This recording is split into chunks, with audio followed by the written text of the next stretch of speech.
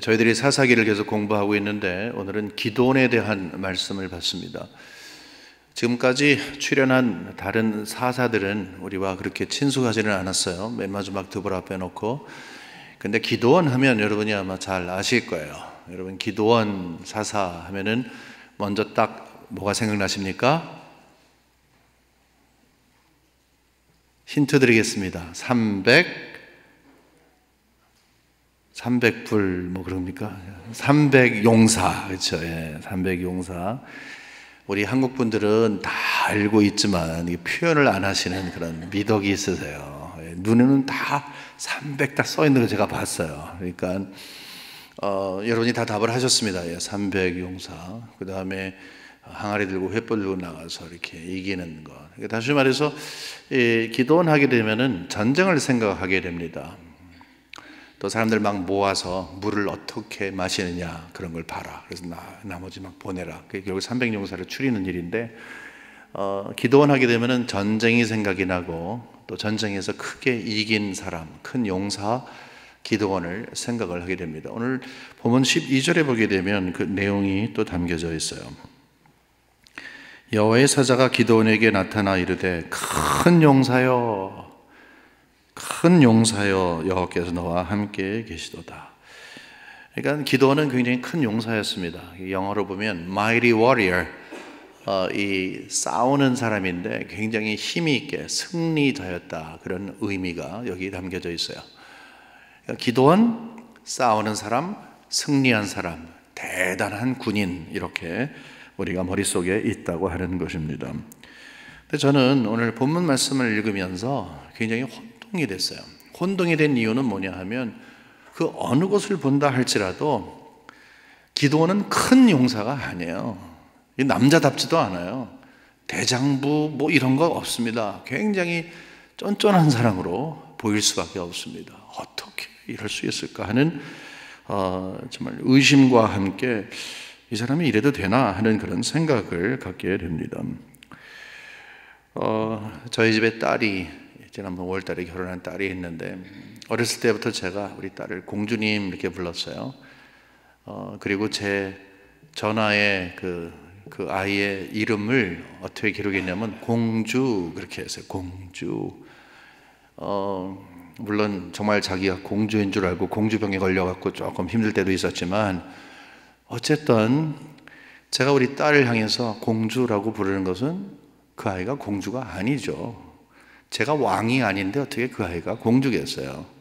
그렇지만 공주로 이렇게 부르는 것은 공주답게 자라라, 이런 의미였죠. 공주라고 해서 그 아이가 공주가 된 게 아니에요. 하지만 여기에서 하나님께서 성경에 기록된 대로 기도원을 향해서 너는 큰 용사다라고 했을 때 그냥 우리 어른들이 남자애들 보러 어이구 이거 대장부네, 이 다음에 장군감이네, 어이구 우리 장군님, 이렇게 이야기한 것과 다르다는 거예요. 정말로 하나님은 기도원을 향해서 너는 큰 용사다라고 선언을 하신 것입니다. 근데 문제는 뭐냐면은 남자답지도 않다는 거예요. 이 배경을 한번 말씀을 드리도록 하겠습니다.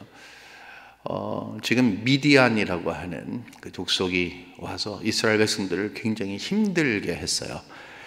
어느 정도 힘들게 했냐면 농사 다 지어 놓으면 와갖고 싹쓸이를 해갔어요. 싹쓸이 아세요? 다 가져가는 거, 하나도 남김없이 다 가져가는 거. 여기 성경을 보게 되니까 메뚜기처럼 달려들었다 그랬어요.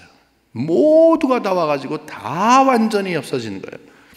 먹을 게 없는 거예요. 근데 그게 7년 동안 계속이 됐어요. 7년. 한 해, 두 해는 그저 어떻게 버텨볼지 몰라도 6년, 7년이 되면서 이제는 완전히 기진하는 거예요. 우리 일제시대를 살아오신 분들, 그리고 6.25에서 이 공산 치하에 있던 분들 말씀 들어보면 이것과 유사한 장면이 역사에 참 아픈 흔적으로 남아있는 것을 알게 됩니다. 저희 부모님을 통해서도 이제 들은 거예요. 이제 너희는 이만큼 해라고 하며 이 밭을 주고 그 다음에 논을 주게 되면 거기에 그만큼 수확이 있을 걸 계산을 하는 거예요. 근데 흉년이 돼갖고서 안 되면은 어떻게 하든지 그거를 더 가져가는 거예요. 착취하는 거죠. 싹쓸이 하는 것이지요. 이런 환경 가운데서 어떻게 살아요? 정말 힘들 때 있죠. 그래서 초근목피라는 거 아시잖아요. 글쎄 나가서 풀 벼다가 먹고 그 다음에 산에 가서, 그죠?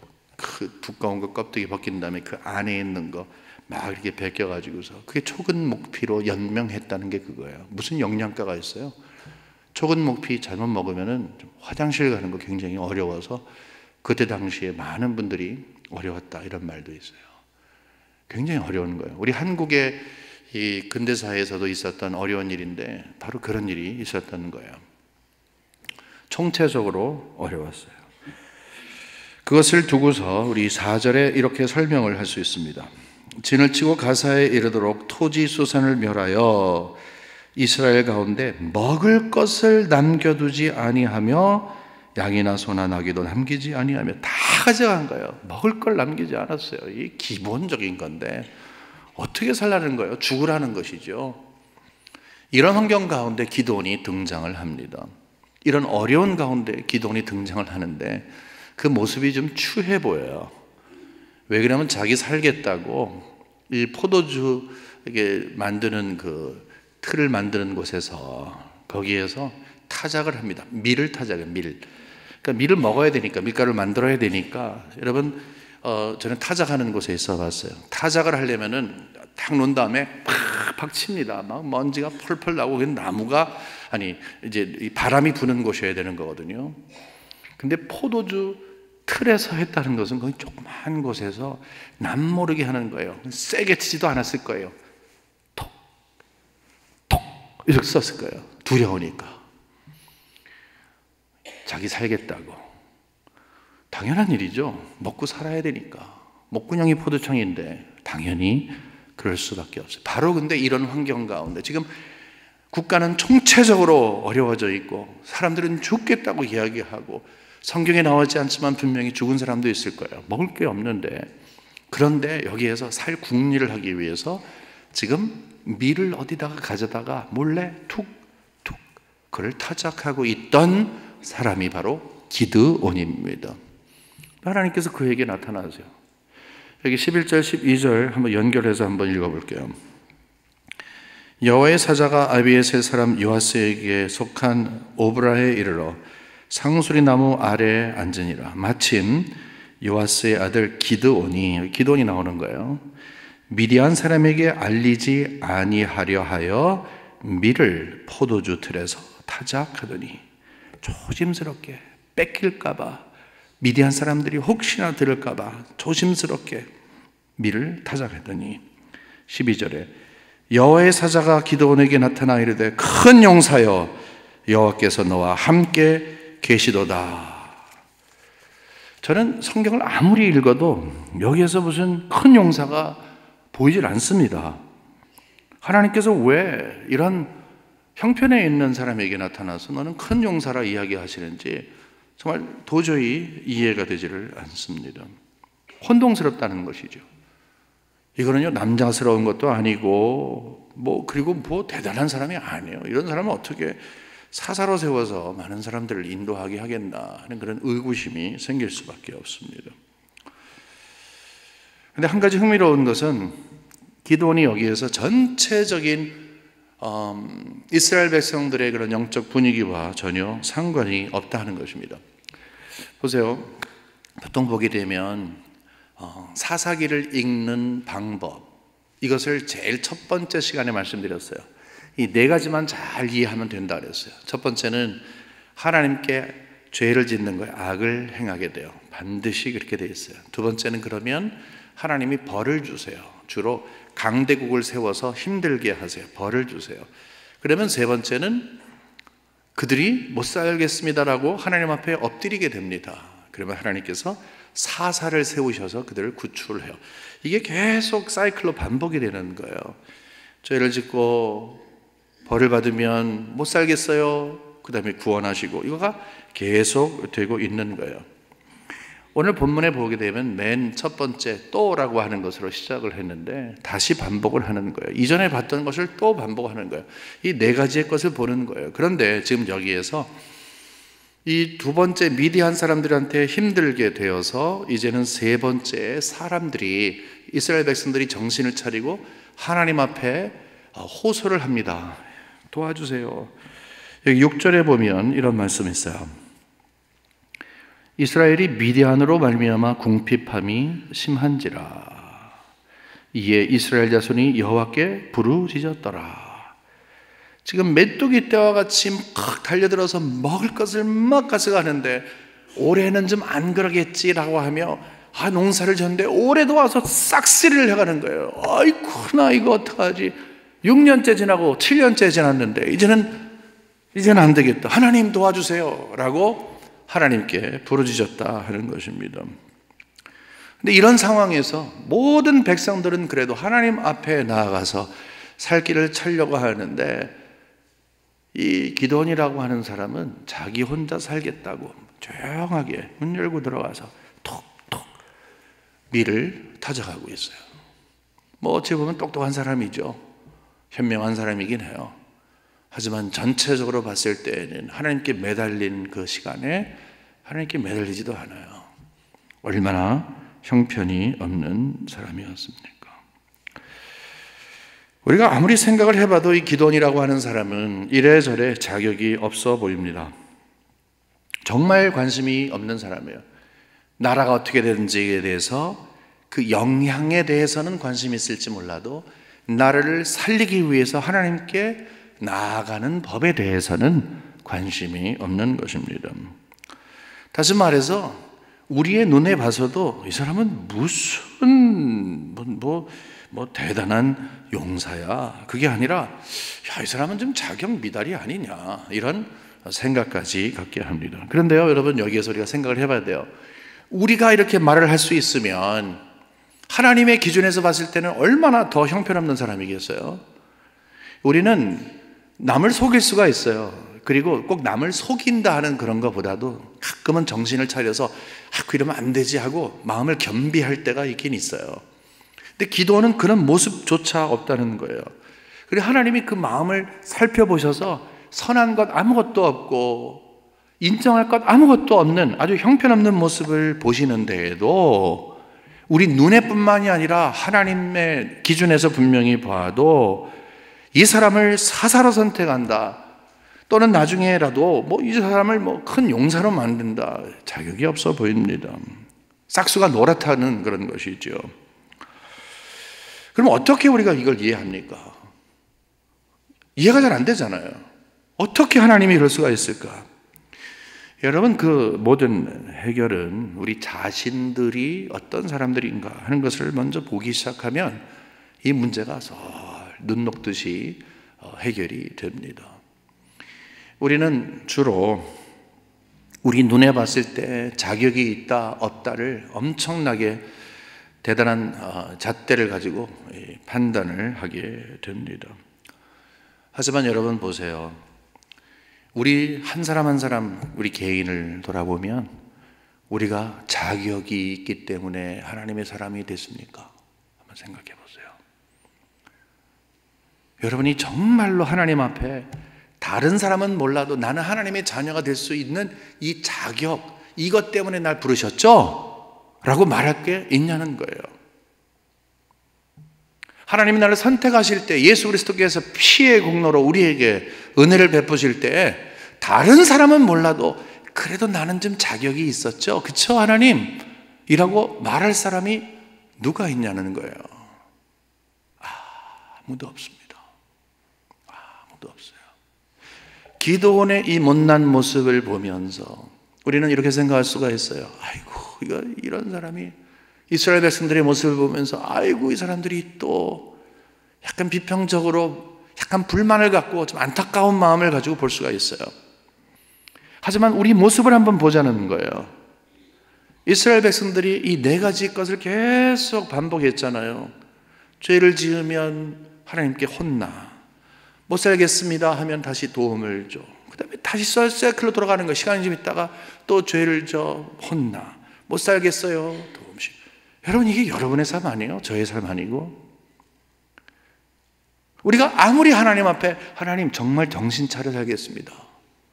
정말로 이번엔 아닙니다. 정말입니다. 하나님 믿어주세요 라고 하면서 여러분 얼마나 갔어요? 넘어지지 않았어요? 다시 하나님의 은혜로 올라오지 않았어요? 이런 굴곡을 계속 그리고 있었던 이스라엘 백성들을 보면서 내 모습이 바로 이런 것을 굴곡을 그리고 있다. 여러분 그거 안 느끼세요? 여기서 잘난 사람 아무도 없고 하나님 앞에 보일 사람, 보일 것이 있는 사람 아무도 없는 그런 상황 가운데에서 다 그 사람이 그 사람이에요. 어찌 보면 여기에 기도원은 그때 당시에 이스라엘 백성들의 그 삶의 현주소를 저희들에게 고발하고 있을 수도 있습니다. 하나님은 누구를 들어서 사용하십니까? 하나님은 준비된 사람을 들어서 사용하시나요? 그러면 우리가 이렇게 말을 해야 되겠네요. 지금까지 하나님이 사용하신 모든 사람들은 다 대단한 사람들을 하나님이 사용하셨다. 성경은 그렇게 이야기하지는 않습니다. 성경을 보면 모두가 다 부족하고 연약하고 아무것도 아닌 사람을 하나님이 들어서 사용하시는 것을 봅니다. 하지만 이 한 가지는 분명해요. 많은 사람들 가운데서 누구를 들어서 쓸까 하다가 하나님께서 기드온을 찾아가신 거예요. 누구예요? 자격이 없는 사람이에요. 전혀 자격이 없는 사람이에요. 전혀 없어요. 그렇지만 하나님이 찾아가셨어요. 찾아가시고 너는 큰 용사라 선언하시는 거죠. 뭐랑 똑같아요? 우리는 아무것도 아니에요. 우리는 죄악에 있고 세상에 속해 있었고 정말로 세속적인 물에 완전히 물들어 있던 자인데 어느 날 찾아오셔서 너는 내 것이라. 여러분 이것이 얼마나 큰 은혜예요. 하나님이 여러분에게 찾아오셔서 내가 너를 구원하리라. 너는 내 아들이다, 내 딸이다. 이런 감격이 어디 있습니까? 우리는 그런 은혜를 받은 자예요. 기드온의 모습을 보면 자격이 없다로 끝나면 안 되고 자격이 없지만 찾아가신 하나님의 은혜가 보여야 되는 거예요. 자격이 없는 내 모습만 보이는 게 아니라 이런 자격이 없는 형편에 있는 자를 하나님께서 찾아오셔서 은혜의 선언을 하시는 것을 알아야 되는 것이죠. 그 누구가 자격이 있어서 하나님 앞에 감히 고개를 들고 그렇죠? 저 자격이 있죠? 그래서 부르셨죠? 알겠습니다 라고 말할 사람이 있겠습니까? 지금은 기도는 졸장부예요. 가장 연약한 자로 보여요. 자기만 알아요. 자기 입이 대단히 소중한 사람이었습니다. 여기 6절에 보게 되면 사람들은 다 이렇게 찾고 있어요. 하나님을. 이스라엘 자손이 미디안으로 말미암아 여호와께 부르짖었다 이렇게 얘기를 하고 있어요. 여호와께 다 부르짖는데 이 사람은 부르짖기는커녕. 여러분 보세요. 12절에 아까 본 것처럼 우리 사자를 보내셔서 너는 큰 용사라 이야기하니까 뭐라고 얘기한 줄 아세요? 기드온이 아마 조소를 했던 것 같아요. 이렇게. 아니, 하나님 우리 다 버리신 거 아닙니까? 하나님 잘 생각해 보세요. 하나님이 옛날에 맨날 홍해를 건넜다, 맨날 이거 자랑하시는데 지금 형편 보세요. 보세요, 하나님. 하나님을 향해서 argu를 했습니다. 내가 아니라는 것이죠. 하나님은 분명히 너는 용사다 얘기했는데 무슨 말씀입니까? 그렇게 얘기를 한 거예요. 그게 우리의 모습 아닙니까? 처음에 하나님이 여러분을 찾아오셨을 때 나 같은 사람을 사랑하시고 나 같은 사람에게 은혜를 베풀어 주신 거 너무너무 감격하고 죄송하고 미안하고 나 때문에 예수 그리스도가 십자가에 달려 들어가신 그 자체만 하더라도 너무너무 죄송했는데 여러분 그 마음이 있으시잖아요. 그때 Amazing grace, how sweet the sound that saved a wretch like me. 나같이 정말 아무것도 아닌 자를 하나님께서 은혜를 통해서 구원해 주셨는데 이 얼마나 큰 은혜인가. How great, 얼마나 놀라운 건가. 그게 감격 아닙니까? 근데 그런 감격도 없었어요. 기드온은 하나님이 찾아가서 말씀하시는데 그런 감격도 없었어요. 굉장히 무딘 사람이죠. 여러분, 저는 여기 계신 분들이 분명히 하나님께서 보시기에 기드온보다 더 훌륭한 분들이라고 생각해요. 저는요. 설교 준비를 하면서 가만히 생각을 해봤어요. 야, 기드온이 이런 사람이었구나. 우리가 알고 있는 대단한 사람이 아니라 지금 현재 형편, 이거밖에 안 되는구나. 근데 저도 여러분 예수님 사랑하시는 마음이 있잖아요. 기대감도 있잖아요. 헌신도 하시잖아요. 여러분 지금 현재 기도보다 훨씬 나아요. 그래서 여러분이 귀를 기울여야 할 것은 뭐냐 하면, 기도원에게는 너 큰 용사여 라고 했어요.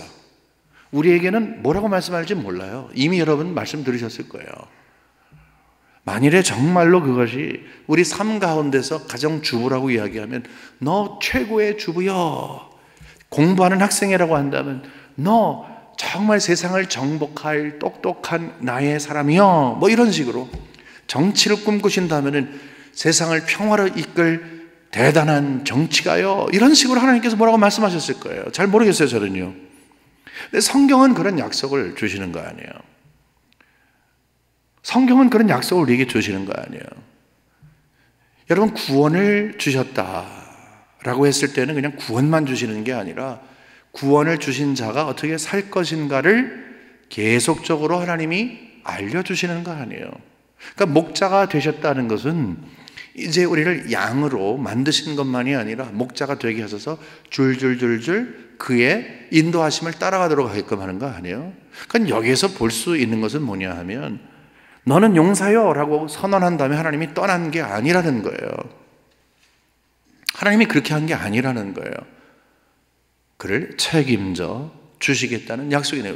그 약속을 우리가 받아야 된다는 거예요. 믿음으로 받아야 된다는 거예요. 우리는 하나님께서 우리를 자유의지를 허락하셔서 우리에게 선택할 수 있는 권한을 주시는 것을 잘 알고 있어요. 이 자유의지라고 하는 것은 굉장히 중요한 신학적인 논제이기 때문에 저는 그걸 여기서 이야기하고 싶지 않습니다. 하지만 분명한 것은 우리는 자유를 하나님이 주셨어요. 선악을 알게 하는 나무를 두고 우리에게 뒤에서 원격 조종해서 먹지 마, 그렇게 한 게 아니라는 거죠. 우리가 결정하게 됐어요. 우리는 우리 앞에 놓여져 있는 길을 결정할 수 있어요. 좁은 길이 있고 넓은 길이 있어요. 우리가 결정할 수 있어요. 자유의지로. 우리는 십자가를 질 수가 있고 십자가를 벗을 수도 있어요. 그건 우리의 자유의지예요. 하지만 자유의지를 갖는다고 해서 우리가 자유의지를 결정한 그것을 가지고 하나님 앞에 나가서, 하나님 이제 내가 이 결정한 것을 도와주세요 라고 말할 수 있는가 한번 변론해 보자는 겁니다. 만일에 그것이 내가 좁은 길이 아니라 넓은 길을 선택을 했어요. 내가 십자가를 지는 게 아니라 십자가를 지지 않는 것으로 결정을 했어요. 그 다음에 하나님, 이 넓은 길을 잘 가게 도와주십시오. 이 십자가 지지도 않고 좀 어떻게 잘 가게 해주십시오 라고, 하나님은 사랑의 하나님 아니십니까? 사랑의 하나님이요 공급하여 주시옵소서 라고 기도할 때에 하나님 뭐라고 반응하시겠어요? 반응 안 하시죠. 혼나지 않으면 다행이죠. 상관없는 거예요. 만일에 그것이 좁은 길을 선택을 했어요. 성경이 이야기하는 대로 십자가를 지고 가는 것을 선택을 했어요. 너무 힘들고 어려워요. 그러므로 하나님 도와주세요 라고 하면, 하나님께서는 불쌍히 여기사 나의 길을 선택하고 나의 방법을 선택한 자에게 최선을 다해서 하나님이 도와주지 않으시겠어요? 왜 그런지 아세요? 하나님은 자유의지를 갖고 계신 분이에요. 보통 자유의지하게 되면 우리의 자유의지만 이야기를 해요. 여러분, 그거 안 됩니다. 거기서 멈춰야 돼요. 하나님도 자유의지가 있으신 분이에요. 근데 우리의 자유의지는 흔들흔들, 환경마다 흔들흔들, 상황마다 흔들흔들. 그렇지만 하나님은 자유의지가 있으시면 딱 정하시면 그대로 뜻대로 행하여 가신다는 거예요. 인간이 아무리 노력을 해도 하나님의 뜻을 어길 수가 없는 거예요. 그 뜻 가운데 이스라엘 백성들을 이스라엘 백성 되게 하신 거예요. 올라갔다 내려왔다, 이제는 하나님 감사합니다, 땡큐 롤 하다가 하나님 원망하고 또 이런 계속되는 것처럼 우리의 삶도 막 이렇게 되지만, 하나님께서는 딱 중간에 계셔서 하나님의 방법으로 하나님의 목적지까지 이끌어 가게끔 하신다는 거예요. 너 큰 용사여 라고 선언하셨으면, 하나님은 큰 용사가 되기까지 삶의 모든 정황에 이 기도원에게 내가 너에게 책임을 지겠다고 하는 하나님의 헌신이 담겨져 있는 거예요. 너는 큰 용사가 되리라 해놓고 이제 노력해봐. 물론 기드온이 노력해야 할 것은 해야 하지만 하나님이 약속하신 게 있는 거예요. 내가 항상 너를 그 큰 용사 되게 하리라. 우리를 향해서도 똑같이 말씀하시는 거예요. 하나님이 우리에게 말씀을 주셨습니까? 그래서 목표가 딱 정해졌습니까? 그것은 성경적인 목표예요. 우리의 욕심도 아니고 나를 드러내려는 것도 아니고 하나님이 정해주신 어떤 목표가 딱 정해졌어요. 그러면 그 정해졌을 때 우리가 어떻게 해야 그 자리까지 가겠습니까? 큰 용사라고 선언하셨으면 그 큰 용사가 되기까지 하나님이 어떤 방법을 가지고 이끌어 가셨는가 하는 것을 보면 되잖아요. 여러분에게 주신 하나님께서 약속을 어떻게 하나님이 이끌어 가시는가를 깨우치시게 되면은 여러분에게 개인적으로 주신 그 모든 것을 이끌어 가실 거 아니에요. 완성하실 거 아니에요. 여기에서 두 가지가 있어요. 여러분, 다른 것들 다 있지만 이 두 가지는 꼭 우리가 붙잡아야 합니다. 첫 번째는 뭐냐면 하나님이 항상 함께 계신다 하는 것을 믿는 거예요. 여러분, 아까 12절 읽었습니다마는 12절 다시 한번 볼게요. 여호와의 사자가 기드온에게 나타나 이르되 큰 용사여 여호와께서 너와 함께 계시도다. 큰 용사여, 큰 용사로 살아라. 꿈을 크게 가져라. 노력해라. 20년 후에 내가 돌아오마. 이렇게 한 거 아니라는 거죠. 너는 큰 용사이다. 가능한 게 있다. 하나님이 너와 함께 계신다. 가능성을 거기서부터 찾아라. 이 말을 하고 있는 것입니다.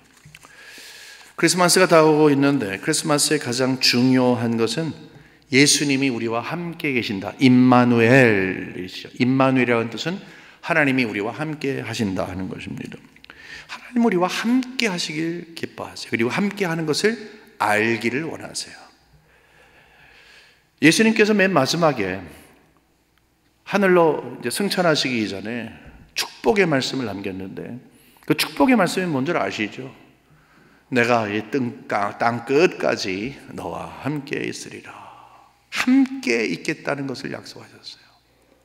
이미 이 땅에 오신 예수 그리스도가 주의 영으로 성령으로 이 땅에 오시어서 우리와 함께 계신다. 그것은 하나님께서 우리와 함께 계시는 것이 얼마나 소중한 것인가 하는 것을 알려주시는 거예요. 여러분, 그거를 항상 깨우쳐야 되는 거예요. 우리가 기도를 하게 됩니다. 여러분 경우는 모르겠지만 저 같은 경우는 그래요. 기도를 하면 즐거운 일, 하나님께 감사드리는 것도 있고, 그 다음에 평범한 기도 드리지만 이제 간혹 힘든 기도를 하나님 앞에 드리잖아요. 어떤 때는 원색적으로 드리잖아요. 하나님 힘듭니다. 여러분, 기도는 일방적인 기도가 있고 쌍방적인 기도가 있어요. 무슨 말인가 하면은 이 골목을 지나갈 때 one way가 있고 two way가 있는 것처럼 자칫 잘못하면 기도는 one way라고 생각해요. 하나님 이거 있습니다. 이렇게 하니까 도와주시고, 알았죠? 예수님 이름으로 기도합니다. 아멘, 굿바이. 이렇게 생각을 하는 경우가 많이 있다는 거예요. 여러분, 기도는 그런 거 아닙니다. 기도는 교제 시간이에요. 영으로 주님과 교제하는 시간이에요.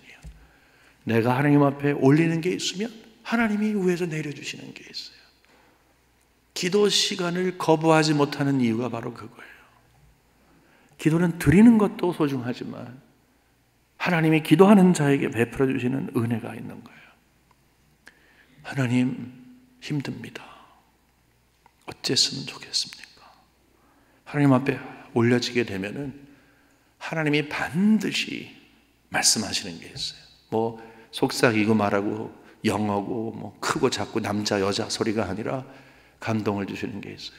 딱 하나예요. 내가 너와 함께 한단다. 그 약속을 하나님이 반드시 주세요. 내용이 다를 수가 있어요. 여러분, 자녀를 위해서 기도할 때도 있잖아요. 우리 기도 제목은 참 많습니다. 경제적으로 너무 힘들어요.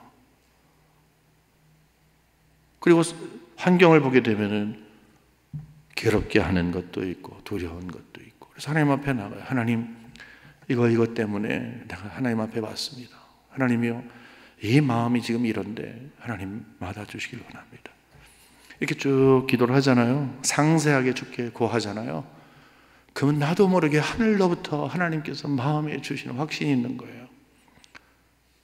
내가 너와 함께 한다. 그 약속만 딱 받으면 아무런 지금 삶의 환경이 똑같고 변화된 것이 없고, 불 속에 들어가는 것 같고, 물 속으로 첨벙 빠지는 것 같고, 절벽을 뛰는 것 같아도 내가 너와 함께 한단다. 이거 약속 받으면 끝이에요. 여러분 기도 생활 하시면서 정말로 기도 가운데 여러분 찾아오셔서 맨 마지막에 마음에 감동 주시는 거, 너 혼자 있는 거 아니다. 내가 너와 함께 있단다. 여러분 이 은혜를 누려가시는 여러분과 제가 되기를 주님의 이름으로 간절히 축원합니다. 누려가야 되는 거예요. 하나님이 항상 함께 하신다.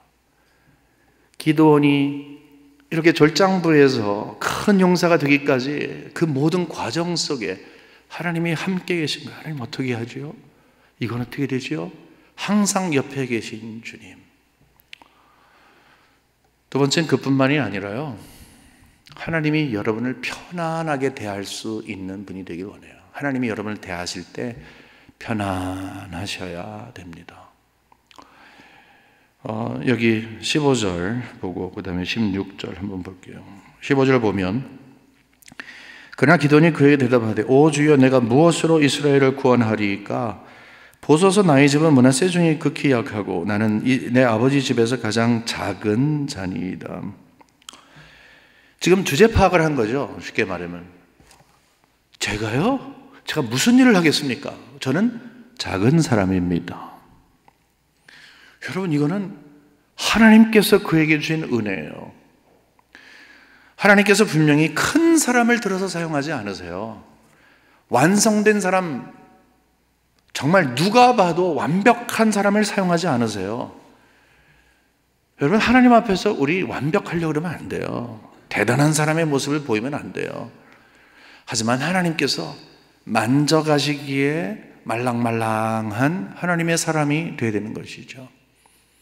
진흙을 가지고 만들려고 하는데, 주여, 주님은 토기장이고 나는 진흙이니까 주님께서 만드소서 해놓고 나는 아주 딱딱한, 아주 그냥 다 완전히 말라 비틀어진 진흙이 되면 그 어떻게 토기장이가 그걸 갖고 만들어요?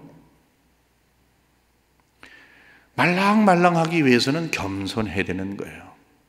겸손이라는 것은 우리는 자칫 잘못하면 나는 그대로 있고 내 마음을 조금 낮추는 거, 내가 조금 고개를 낮추는, 그게 아니에요.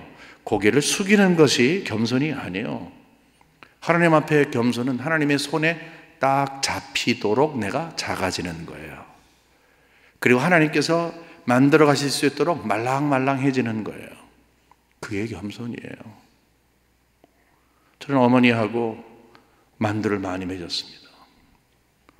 지난 11월 23일 금요일이 저희 어머님 생신이어서 아침에 일어나서 이런저런 생각하다가 옛날에 어머니와 함께 만두 만들었던 걸 생각해요. 만두를 만들려면요, 정말 중요한 것은 반죽을 잘해야 돼요. 뚝뚝뚝 져갖고서 이제 밀어갖고, 그래가지고서 이렇게 돌려갖고 이렇게 하는 게 툭툭툭툭 해갖고서 별표 만드는 것도 있고 그러잖아요. 만두 만드셔야 되면 저 부르세요. 한 사람 하나 만들 때도 3개 만들 수 있어요. 제가 손이 좀 빠른 편이거든요.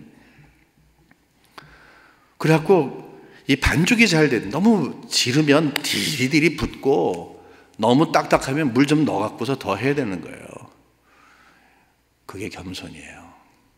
하나님이 아주 이 절장부를 하나님이 원하시는 큰 용사로 만들어 가시는데 버티면 안 되잖아요. 여러분이 하나님께서 허락하신 그 꿈과 비전이 있는데, 내가 목표하는 것이 있는데 그것이 정말 하나님이 주신 것이라고 한다면 하나님이 불편하시면 어떻게 만들어 가시겠어요? 어떻게? 여기 16절 마지막 절을 보면 이렇게 끝납니다.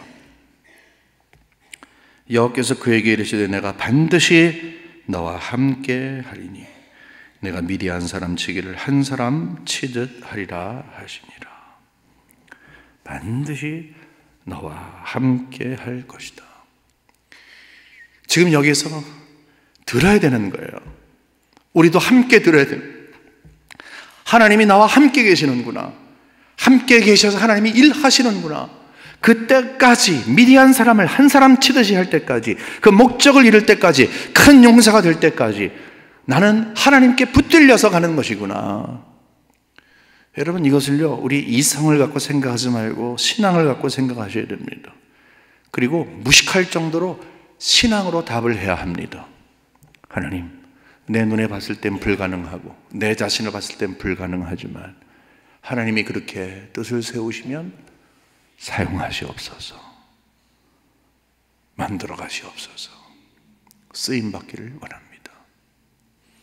우리 모두는 다 하나님의 손에 쫙 잡히는 겸손한 자가 되어서 하나님이 원하시는 일에, 하나님이 원하시는 목적으로 쓰임을 받는, 나이가 많아도 형편이 없어도 공부를 많이 안 했어도 재물이 없어도, 여러분, 그거 아무것도 아니에요. 여러분은 기드온보다 훨씬 훌륭한 분들입니다.